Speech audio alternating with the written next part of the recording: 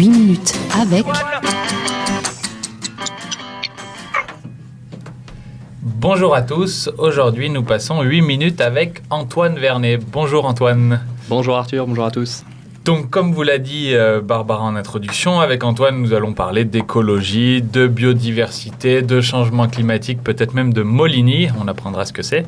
Je vous signale que Antoine Vernet est le deuxième prix du jury du concours Ma thèse en 180 secondes qui a eu lieu la semaine dernière pour la partie auvergnate du concours.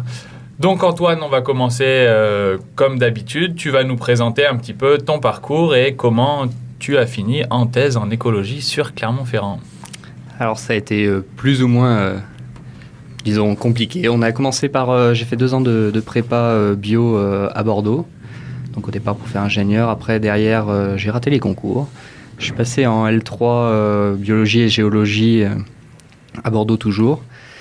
Pour ensuite finir en M1 en Erasmus en Suède.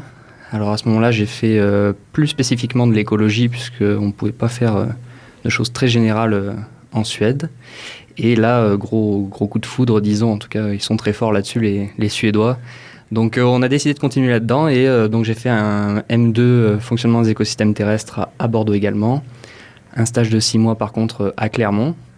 Et la région m'a bien plu et du coup sur le sujet de thèse, j'ai eu le choix entre Bordeaux et Clermont et me revoilà à Clermont du coup pour ma thèse. Clairement, ville attractive, c'est pas toujours qu'on a ce genre de remarques. C'est très bien que certains préfèrent Clermont à Bordeaux. Je suis ravi. Donc parlons un petit peu de ta thèse maintenant.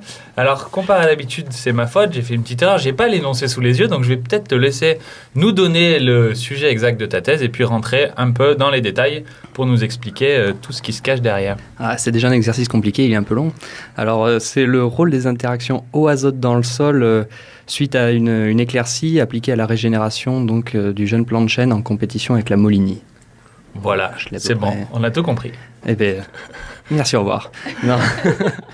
Alors en fait, plus simplement, j'ai donc deux plantes, le chêne que tout le monde connaît, et de la Molini, qui est en fait une herbe qu'on trouve en forêt et qu'on a tous déjà vue, mais on ne sait pas que ça s'appelle de la Molini parce qu'on s'en fiche en fait.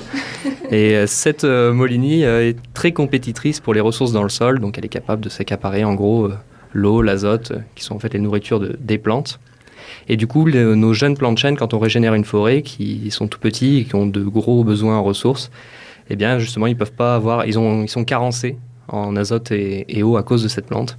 Et on essaie de comprendre pourquoi. Qu'est-ce qui fait que la Molini est plus forte en fait que le jeune plant de chêne, et surtout comment est-ce qu'on pourrait essayer d'y remédier. Alors du coup, qu'est-ce qui motive un petit peu cette étude-là, ce sujet de thèse ? J'ai su que les changements climatiques un petit peu récents provoquent de plus en plus ce genre de compétition dans la biodiversité. Est-ce que tu peux nous en dire un peu plus sur les raisons et ce qui motive cette thèse du coup ? En fait, donc effectivement, il y a des changements climatiques qui font qu'on a de moins en moins d'eau, de plus en plus d'azote, mais du coup, si on a notamment de moins en moins d'eau, les plus compétiteurs vont s'en sortir en fait dans nos plantes. Et l'idée, c'est de pouvoir quand même régénérer nos forêts. Nous, ce qui intéresse un forestier, c'est le chêne pour faire des tonneaux, du bois d'œuvre, de l'énergie. Et si on veut régénérer une forêt, il faudrait le faire de la manière la plus durable possible. Parce que la solution la plus simple, ça serait un grand coup de désherbant partout, et puis du coup, c'est réglé. Mais on s'est rendu compte que ce n'était pas terrible non plus pour la biodiversité. Donc c'est vraiment comprendre comment on peut lutter contre la Molini, disons de manière raisonnée, pour pouvoir permettre aux arbres de pousser, tout en laissant quand même cette diversité qui existe. Donc du coup, derrière, il y a quand même une idée d'essayer d'apporter une solution aux forestiers pour pouvoir régénérer de manière la plus respectueuse possible. Et alors, donc, tu t'intéresses plus particulièrement à cette compétition entre le chêne et la Molini. Est-ce qu'il y a d'autres compétitions similaires qui pourraient être intéressantes d'étudier, alors pas forcément directement dans ta thèse, ou peut-être que certains de ton laboratoire étudient qui seraient aussi importantes ? Alors, moi, ce que j'y vois, c'est que là, c'est un modèle d'étude pour cette thèse, mais derrière, il y a des choses qui sont, pas plus intéressantes, mais tout aussi intéressantes en tout cas. Notamment, par exemple, en agroécologie, ou en agroforesterie plus précisément, où on fait pousser, par exemple, du blé sous des arbres, et on se rend compte que le blé, qui est une graminée, comme la Molini, avec des arbres, avec l'ombre, la rétention d'eau que peuvent provoquer les arbres, on peut arriver à produire, en gros, des céréales, sans utiliser tant de pesticides que ça, sans désherbants. Donc de savoir comment ces deux plantes vont fonctionner et quels traits font qu'elles vont bien ensemble ou pas, ben, ça permet d'améliorer par exemple ce genre de culture et de pouvoir après avoir des systèmes agronomiques durables. Et alors, est-ce qu'une amélioration comme ça de toute la compétition dans cette biodiversité pourrait avoir des liens avec l'amélioration des recherches sur les énergies renouvelables pour l'avenir, avec une meilleure compréhension de la biomasse et de sa maîtrise, ou je ne sais pas s'il y a des liens entre tout ça, ou alors, c'est plus ou moins direct? Je pense que c'est plus ou moins direct parce qu'après on pourrait effectivement s'intéresser à effectivement comment le bois pousse et quelle qualité il a en termes énergétiques par exemple, puisqu'on va passer de plus en plus à brûler du bois.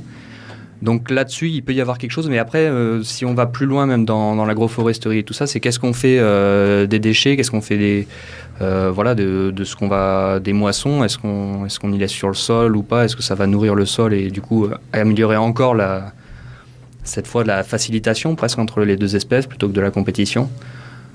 Ça va un petit peu plus loin, c'est un peu plus indirect que sur le travail vraiment des interactions sur lesquelles je travaille. D'accord, alors comme nos auditeurs peuvent le voir, Antoine est assez passionné de tout ce qui touche un peu de près ou de loin à l'écologie, et donc c'est peut-être le moment de parler de l'association dont tu es président, qui s'occupe un petit peu de parler, de rassembler les gens autour de la nature et autour de ces problématiques-là. Donc est-ce que tu peux nous parler un peu de ton association et de ce que vous faites? Oui, alors du coup moi je suis président de l'association des naturalistes d'Auvergne, donc ADNA, qui est une association qui se trouve sur le campus des CESO, alors qui a majorité étudiante parce qu'effectivement on est sur un campus, mais qui n'a pas que des étudiants et qui est vraiment ouvert à tous. Alors le but premier, c'est de faire découvrir, de partager des connaissances naturalistes qu'on a tous plus ou moins, donc sur le territoire auvergnat. Et après, on fait aussi des actions de sensibilisation, avec par exemple des ciné-débats, des actions en faveur de la biodiversité. On construit des nichoirs, par exemple, des hôtels à insectes, on a des jardins qu'on essaye d'entretenir justement de manière agroécologique. Et puis on fait des sorties avec des sorties de sciences participatives, donc qui sont au niveau national et sur lesquelles on peut à la fois allier les envies de chacun sur la faune, la flore, tout en participant à un gros projet. D'accord. Et du coup, elle existe depuis longtemps, cette association? Cette association, elle existe depuis 2010. D'accord. Et voilà, là, petit à petit, on avance là, et puis on collabore beaucoup avec d'autres associations étudiantes, d'autres instituts comme le Conservatoire des espaces naturels, par exemple. Et voilà, ça prend sa petite ampleur petit à petit, et donc pour l'instant, on est content. Mais... Super. Donc n'hésitez pas, si vous voulez plus d'informations sur l'ADNA, Association des naturalistes d'Auvergne, vous trouverez sur Internet. Pour terminer, un dernier petit mot peut-être sur la suite, après la thèse, des idées, des envies, comment tu vois les choses une fois que ce manuscrit sera bouclé? Alors une fois que ça sera fait, ce sera une bonne chose de faite déjà. Moi, j'aimerais continuer dans la recherche et l'enseignement, donc...